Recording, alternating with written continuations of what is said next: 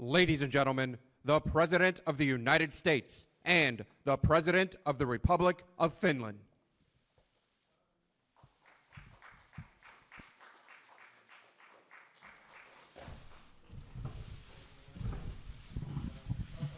Thank you very much.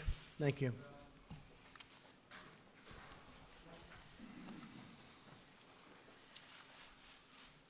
Look at all the press that you attract. Do you believe this? That's very impressive. I guess they are not after me. Huh?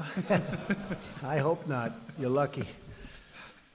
Thank you very much. Today it's my honor to welcome President Niinisto of Finland to the White House. And Mr. President, it's wonderful to host you once again in Washington. We've gotten to know each other over the last period of time, and it's been a great experience. The President and I have just concluded very productive discussions on a number of exciting opportunities for our two nations.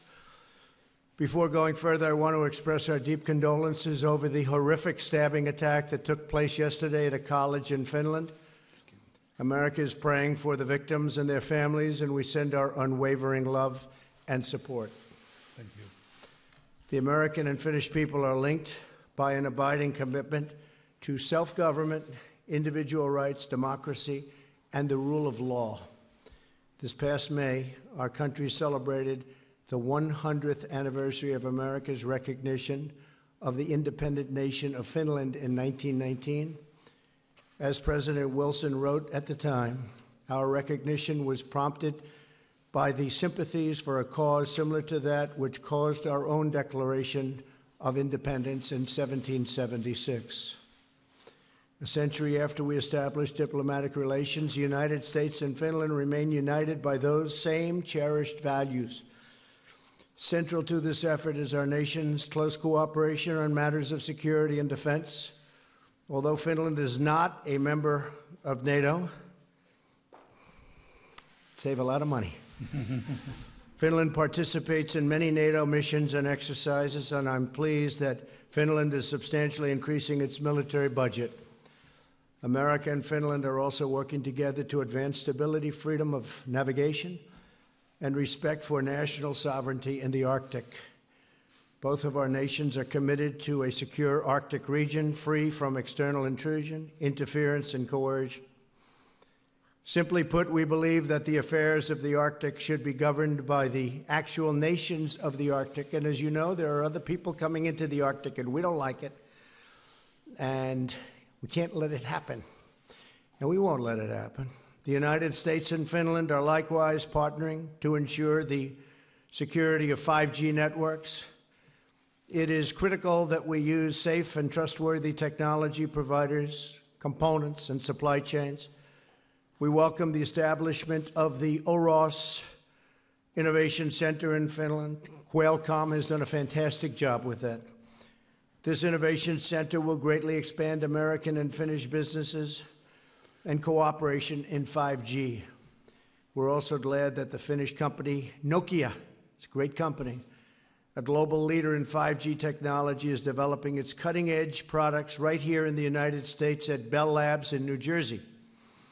Across the United States, foreign direct investment from Finland totals over $10 billion. Each year, Finnish-owned companies invest more than $120 million in research and development in America and expand our exports by more than $1 billion. Just today, Finnish Nokian Tires opened a new manufacturing plant in Dayton, Tennessee, a $360 million investment that is creating hundreds of brand new, beautiful jobs for a great state, Tennessee. We love Tennessee, so they made a wise choice. You never lose when you go to Tennessee. I encourage other Finnish companies to increase their investments in the United States.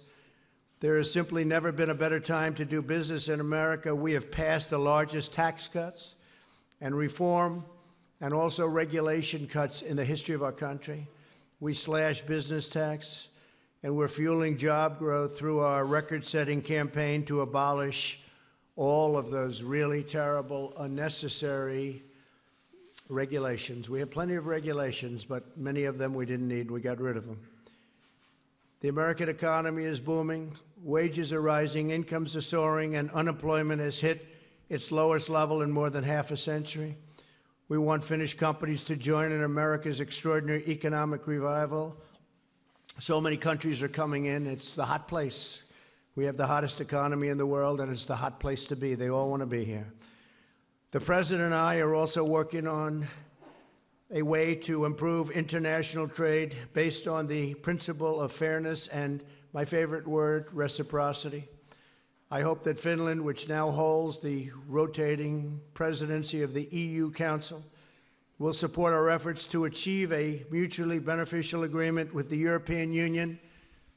We're going to have to start doing something with the European Union because they have not been treating this country right for many, many years, and they know it, and I tell them, and they know it.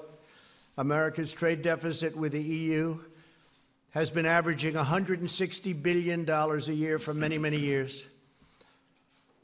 Achieving more balanced and robust trade flows would greatly benefit both Finland and the United States. We also appreciate Finland's strong partnership in combating predatory trade practices worldwide, including the theft of intellectual property. From trade to security, from travel to commerce, we are immensely grateful for our close and deeply valued friendship with the people of Finland, great people.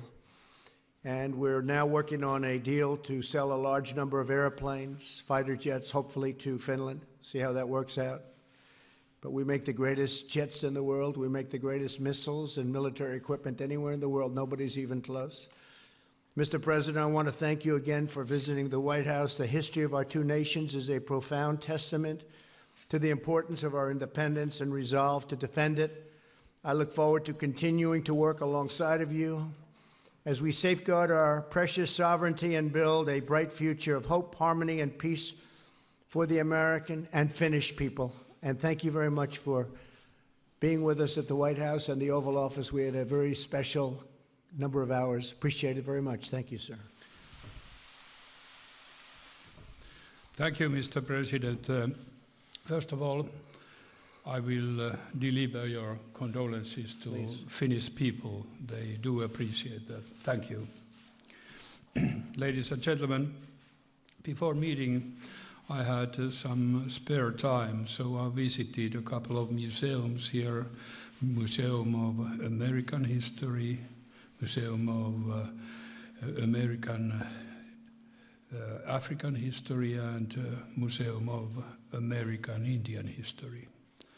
And in addition to that, I had a possibility of attending ceremony in Arlington. Mr. President, you have here a great democracy. Keep it going on. We had a very good discussion with the President. Like you mentioned, our diplomatic relations are 100 years old. During that time, we have developed our cooperation a lot, not only in official meetings like this, but American and Finnish people, scientists, for example, meet each other, cooperating, working together.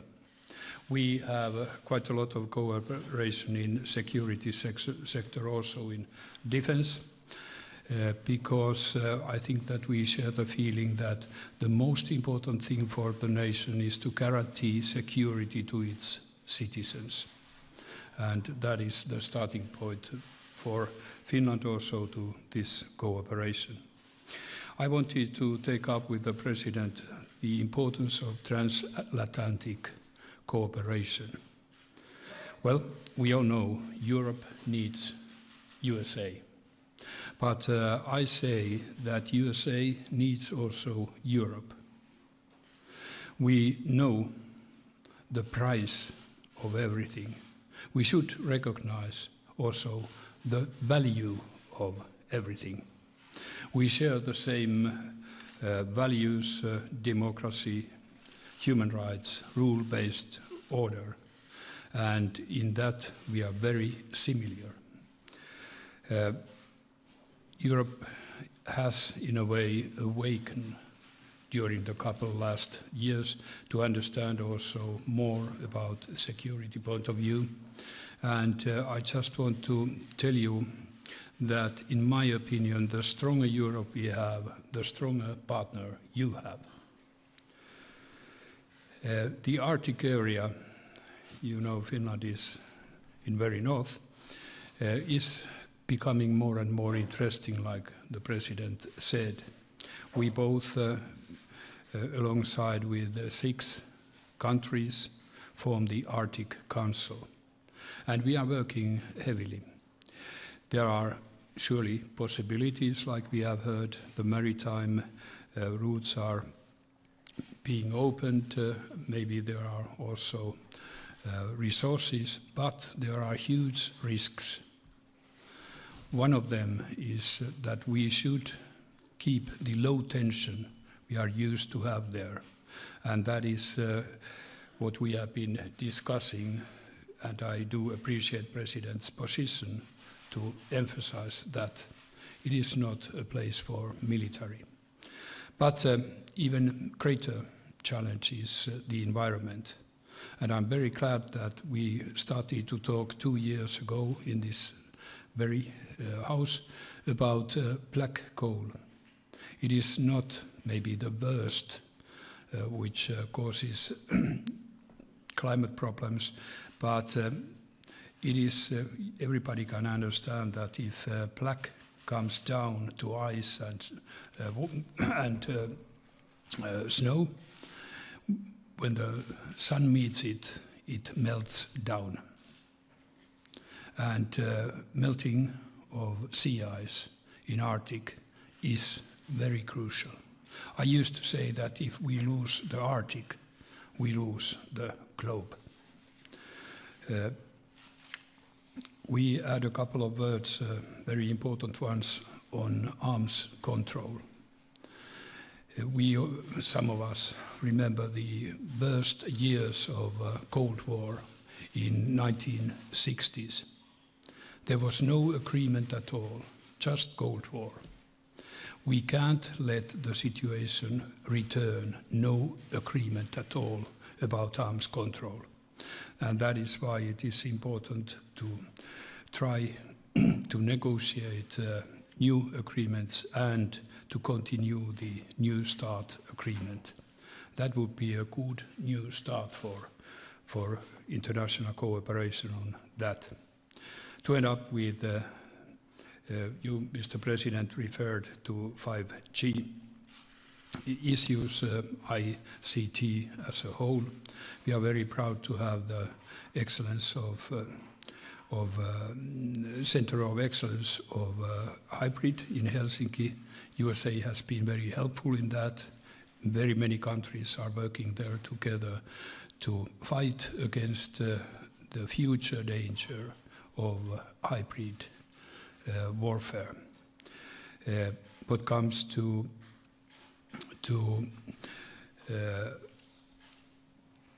providers in that area, I am not very willing to point out any country or company. We are now maybe a bit late from USA in EU making a risk assessment. It will be prepared in 1-2 weeks' time, and after that we are in a place that we have to choose the tools to protect us. Mr. President, I want to thank you very much for having a possibility of meeting you here. It is very valuable, and I found our discussions very open, very interesting, and giving a lot to my little country. Thank you, sir. Thank you.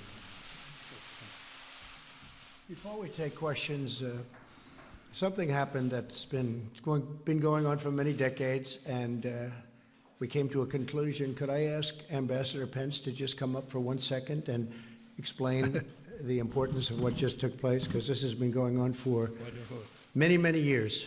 And this is Ambassador Pence, no relationship to our great Vice President. Hard to believe. Nobody believes that, but that's true. That was wonderful. Right? But I have been introduced as his father, his brother, his cousin, his uncle. We are friends. Good afternoon. When I arrived in Helsinki About a year and a half ago, there were a stack of papers on the desk, a couple of which concerned indigenous peoples from the southwestern United States, Arizona, Colorado, including probably most predominantly, but generically I refer to them as Hopi Indians. They were one of the group. In 1895, a lot of their remains had been excavated and removed, along with about 500 artifacts, to Finland. And there they've remained despite a lot of activity to get them back. And I'll just jump to the end and say through the good offices of our State Department, but in particular, President Niinisto and his entire team, we've secured a mutual agreement whereby all of those remains, including a number of petrified bodies, will be going back to be put back where they were buried. So it's special to us, and I think it's probably special to indigenous peoples everywhere around the globe, that we're all concerned about paying appropriate respect to those who have departed before us. So thank you both of you presidents for supporting this. Thank you, fantastic, Jeff. Thank you, be careful. Thank you.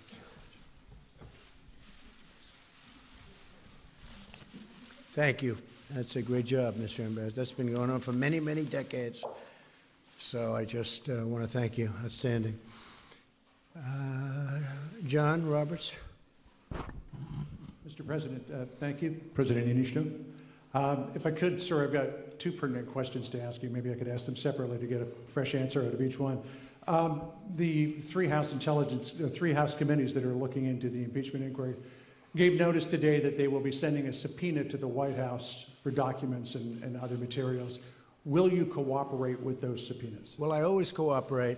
This is a hoax. This is the greatest hoax. This is just a continuation of what's been playing out, John, for the last, since my election, I would say, if you want, and probably we'll find out soon, but probably even before my election.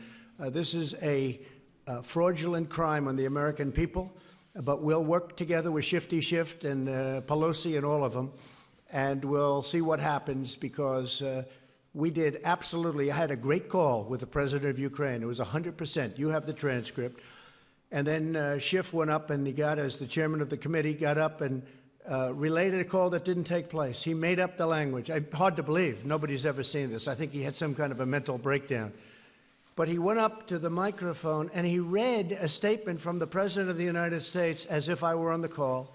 Because what happened is when he looked at the sheet, which was an exact transcript of my call, done by very talented people that do this, exact, word for word, he said, wow, he didn't do anything wrong. So he made it up. He went up to a microphone and in front of the American people and in Congress, he went out and he gave a whole presentation of words that the President of the United States never said. It has to be a criminal act. It has to be. And he should resign. And some people even say it was treason. But it was a very sad thing. Just so you know, the call was perfect, the real call, the call I made. Many people were on the line. I knew that because usually when I speak to foreign country leaders, you can name any one of them, but when I speak on the phone, I know that we have many people listening from various intelligence agencies. My knowledge, I know all about it. And so this isn't something like, oh, gee, I'm on the line, let's talk about a big secret. This is many people on the line. I don't even know how many. We'll find out, I guess. But many people, Mike Pompeo was on the line, didn't say anything. He just, because they listen for both knowledge and for security reasons and for lots of reasons. But the president of Ukraine at the United Nations the other day, and previous to that, he announced through his spokesperson, said there was absolutely no pressure put on him. There was no quid pro quo at all. And if you look at this whistleblowers, which I have a lot of respect for whistleblowers, but only when they're real, his report of the phone call was totally different than the fact. But what got them was they never thought I was going to release the call, because I don't like doing that. I don't want to do it. I hope I don't have to do it again. Release phone calls to foreign dignitaries, to foreign leaders. I don't want to do that, John. I don't want to do it again. But I did it with the permission of the Ukrainian government. We got permission. We called up their representatives and asked them, would it be okay? Otherwise, I couldn't have done it. And if I wouldn't have done it, I would have been exposed to a lie. Because the whistleblower report, didn't he say 7 or 8 times, I said quid pro quo? In other words, you're going to do this or you're not going to get money. Now, in all fairness, Biden said it, and he's on tape. In all fairness, you have at least 4 United States senators, Democrats, that said it, and they said it a lot stronger than even Schiff and his made-up story said it. Obama, when he was dealing with the president of Russia, not Putin, he said, hey, tell Vladimir I can do a lot more after the election. You remember that? You didn't make a big deal out of that. Everybody thought, oh, isn't that cute? Isn't that cute? My talk and my response, Lindsey Graham said, I never knew you were that nice. I can't believe you were that nice. He said that loud and clear. It was perfect. It was perfect. Not a thing wrong with it. To impeach a president over a fraud that was committed by other people that want to win an election in 2020, which they won't, is incredible. This is the greatest hoax. Now, it's gone on for a long time. We had the Mueller collusion delusion, okay? That went on for years. And that's finally done. No collusion, no obstruction, no nothing. It was a joke, and everyone knows it. And it was from the day one. Now, I get 3 days of peace, and I'm walking into the United Nations, going to meet with the biggest leaders in the world, and I hear about the word impeachment. I said, what did I do now? And it was about a beautiful conversation that I had. And just remember this, the Ukrainian new president, a fine man, said, I don't know what you're talking about. There was no pressure. And he said it a number of times. Okay, what's your second question? Well, you shouldn't be asking 2 questions. Well, you're going to want to answer. Do me a favor. Ask one of the I will, but I think you'll want, I think you'll want to answer this question. Ask one of the Finnish president. And then can I come back to you? Because I think you'll want to answer. We'll talk later, sure. Well, it sounds like it might be a good question. Let me see if I like the question. Go ahead. Maybe for the first time in 3 years, I'll have a good question, and I'll love it. There is a report that came out just before you and President Niinisto walked out here that the whistleblower met with a staff member of Adam Schiff prior to the complaint being filed. It shows that Schiff is a fraud. And I love that question. Thank you, John. So can I finish asking it? Yes, there's nothing to finish. So the whistleblower, according to this report, met with a member of Adam Schiff's staff. You've got it right there. You know it. I hate to say it's the New York Times. I can't believe they wrote it. Your response to the fact they're getting better. Your response to the fact that happened and that Schiff may have learned some of what the whistleblower knew prior to the complaint. Well, I think it's a scandal that he knew before. I go a step further. I think he probably helped write it. Okay? That's what the word is. And I think it's, I give a lot of respect for the New York Times for putting it out. Just happened as I'm walking up here, they handed it to me. And I said to Mike, I said, whoa, that's something. That's big stuff. That's a big story. He knew long before, and he helped write it, too. It's a scam. It's a scam. Just to finish on this, I appreciate it. I love that second question, by the way. Should have asked it first. But let me just tell you, the whole thing is a scam. The Mueller deal was a scam. The Russian collusion was a scam. You can ask Putin. Nobody's been rougher on Russia than Donald Trump, okay? Now, with that being said, it would be great to get along with Russia, and we will get along with Russia because it's smart. But nobody's been tougher on Russia than Donald Trump. Okay, ask one, please. Yes, President Niinisto, good to see you again. You had a conversation with President Trump about 5G and how Nokia, Finland's big company, could fill in that space. You also met with Chinese President Xi during the summer in which you renewed the ties of friendship between the two nations. Do you believe that countries, particularly Western countries, that put Huawei equipment in their 5G cores are at risk of national security? Thank you. Like I told already, in Europe the situation is maybe a bit different from that here, because the main company you mentioned is inside Europe, partly at least. What the European Union is now doing is making a risk assessment asking each country what kind of experience, what you have seen and found out. And that will be, well, finished in week 2 or 2 weeks' time. And after that, we have to decide together in the European Union which kind of tools we need to protect ourselves. You referred to my discussions with the President Xi. We didn't talk about 5G while meeting. And we all know Nokia is a major factor in this area. They will answer for themselves. Thank you. You please. Pick somebody who's really nice from Finland. No, Do you have a really Finnish, nice person? Finnish. I think they're all nice in Finland. Are there Finnish reporters? Just 2. Okay. Uh-oh. Did I? Wait a minute. Yes. I'm Mari Karppinen from MTV News Finland, and I have one question for President Trump and one question for President Niinisto. First, Mr. Trump, how will this political storm affect the U.S. foreign policy, especially its relationship with Finland? And second, for President Niinisto, because this is the biggest issue here at the moment, I have to ask, what kind of favors has Mr. Trump asked from you? Or the other way around, you mean? What favors I asked, or I think you was mean the asked? other way around. Both ways. Okay. So the political storm, I've lived with it from the day I got elected.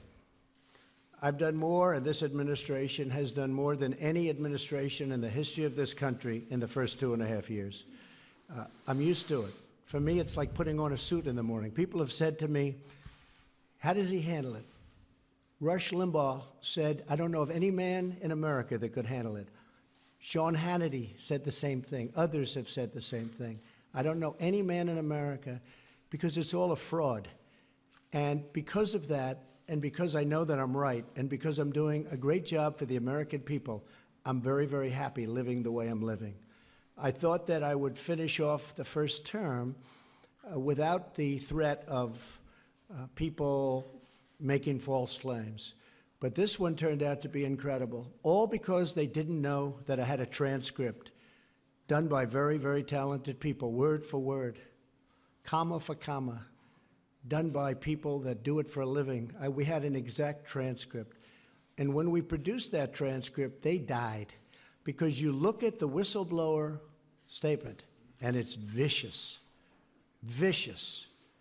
And that whistleblower, there's no question in my mind that some bad things have gone on, and I think we'll get to the bottom of it.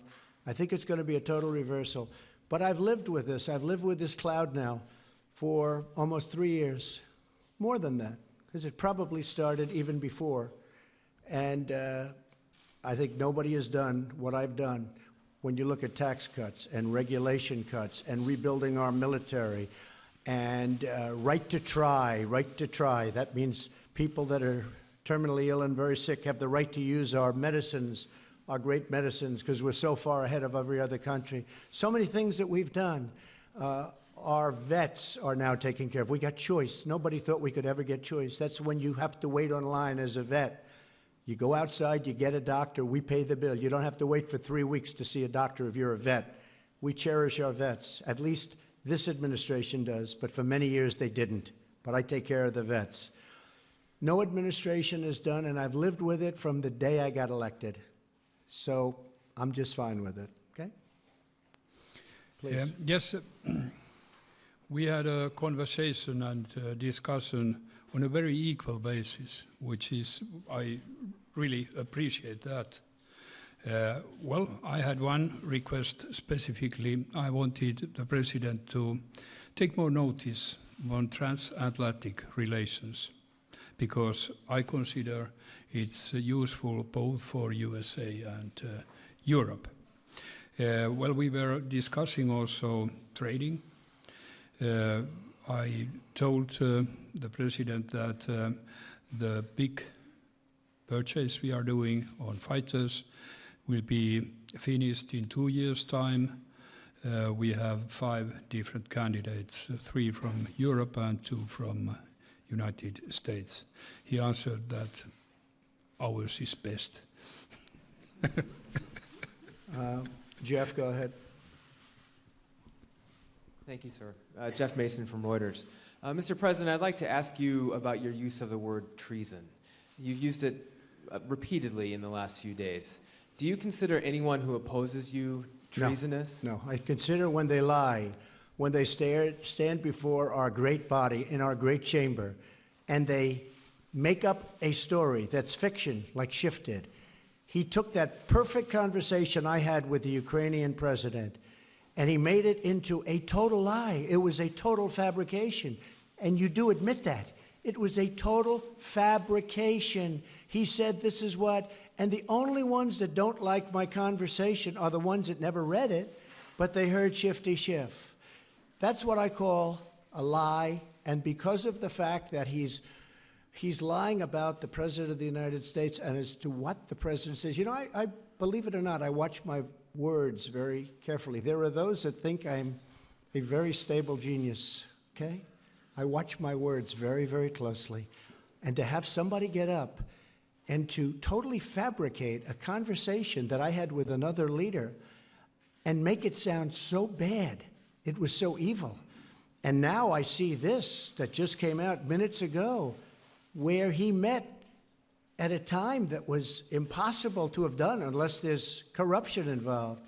And just so you know, we've been investigating on a personal basis through Rudy and others, lawyers, corruption in the 2016 election. We've been investigating corruption because I probably will, I was going to definitely, but I probably will be bringing a lot of litigation against a lot of people having to do with the corrupt investigation, having to do with the 2016 election. For example? And I have every right to do that because the way they've treated me and other people, they've destroyed people. They've destroyed their lives with a phony charge that never existed, and that was collusion, never existed. And you had 18 people that hated Donald Trump, and you had Bob Mueller that hated Donald Trump. And in the end, they couldn't find one damn thing. I could find it on you. They couldn't find one thing about Donald Trump having to do with collusion. This is after 2 years and spending $42 million. And I've been looking at that long and hard for a long period of time. How it started, why it started. It should never happen to another president, ever. But I've been talking about it from the standpoint of bringing a major lawsuit, and I've been talking about it for a long time. We've been investigating the corruption having to do with what they did to my people. They destroyed many people. They came down to Washington to do a great job, and they left home. They left Washington dark. They were dark. They came down here, I say bright-eyed and bushy-tailed. They wanted to do a great job for the people. They wanted to do a great job. We won the election. And then they get served with subpoenas, all these subpoenas. Now look at Nancy Pelosi. Nancy Pelosi hands out subpoenas like, you know, she has to approve it. She hands out subpoenas like they're cookies. You want a subpoena? Here you go, take them, like they're cookies. Paul Ryan would never give anybody a subpoena. He wouldn't give them when Mark Meadows went in to talk. He wouldn't give them when Jim Jordan went in, when Devin Nunes. He would go in and they'd see Paul. I'm not saying wrong or right, but Paul Ryan, no, let's talk about it. That's a big thing to give a subpoena. Let's talk about it. 2 weeks later, they're still talking. They wanted subpoenas to investigate the corrupt Democrats and the corrupt people on the other side. Paul Ryan would not give subpoenas. Nancy Pelosi, here you go, take it. Who wants a subpoena? Every day you get subpoenas. And Paul Ryan was actually right, probably, because they should never, ever allow a thing like this to happen to our country again. Thank you very much, please. Mr. President, can you just make clear right here, what do you or what did you want President Zelensky to do with regard to Joe and Hunter Biden? If you look at what he said, okay, and he brought it up. I think he brought up the name Rudy Giuliani. What I want is the following, and I've said this loud and clear. We have our ambassadors here. We have Mike Pence here. Why are we the only ones that give the big money to the Ukraine? We give money to Ukraine, and it's bothered me from day one, and you have plenty of people just here. I say, how come it's always the United States that gets ripped Frankly, Ukraine, we want to help them. And I do like the new president. You know why I like him? Because he was honest. Because he said there was no pressure at all exerted on me, meaning him, by the President of the United States. He said it. By the way, that one sentence should stop this. But he said there was no pressure exerted. But you don't have to ask him. All you have to do is read the transcript, read the telephone call. But what I was having a problem with are two things. Number one, Ukraine is known before him for tremendous corruption. Tremendous. More than just about any country in the world. In fact, they're rated one of the most corrupt countries in the world. And I don't like giving money to a country that's that corrupt. Number two, You don't like I giving said, money. excuse me, number two, I said the following, and I said this loud and clear to everybody. And in fact, Rob Portman backed me up, and there's nobody more honorable than Rob Portman of Ohio. Because he called up, please let the money go. I said, Rob, I hate being the country that's always giving money. When Ukraine helps Europe and the European countries far more than they help us. They're like a wall between Russia and Europe. They're like a wall. They're a big, wide, beautiful wall. And he said, you know what, but it's important. And in fact, he came out and he said that. That was my only reason. Because I don't like being the sucker country. We were the sucker country for years and years. We're not the sucker country anymore. But I gave the money because Rob Portman and others called me and asked. But I don't like to be the sucker. And European countries are helped far more than we are. And those countries should pay more to help Ukraine. Ask a question, please. Thank you, sir. What about Mr. Biden? What did you want about Biden? What did you want him to look into on Biden? Look, Biden and his son are stone cold crooked. And you know it. His son walks out with millions of dollars. The kid knows nothing. You know it, and so do we. Go ahead, ask a question. But the question, sir, was what did you want President Zelensky to do about Vice President Biden and his son Hunter? Are you talking to me? Yeah, it was just a follow-up of what I just asked you, sir. Listen, you ready? We have the President of Finland. Ask him a question. I have one for him. I just wanted to follow up on the one that I asked you, which was, Did you hear what me? did you want Did you him hear to me? Yes, Ask sir. him a question. I will, but I've given you a long answer. Ask this gentleman a question. Don't be rude. No, sir, I don't want to be rude. I just wanted you to have a chance to answer the question that I asked I've you. answered everything. It's a whole hoax. And you know who's playing into the hoax? People like you and the fake news media that we have in this country. And I say in many cases, the corrupt media, because you're corrupt. Much of the media in this country is not just fake, it's corrupt. And you have some very fine people, too. Great journalists, great reporters. But to a large extent, it's corrupt and it's fake. Ask the President of Finland a question, please. Okay, I'll move on now. Mr. President, in your opening remarks, you said to President Trump that you had been to some museums today and that you respected the U.S. democracy and encouraged him to continue it. Are you concerned that that's not happening? And my second question to you, sir, is the WTO ruled today in favor of the United States, saying that the United States can now impose tariffs on European goods because of illegal subsidies against Airbus. That was a big win for the United States, right?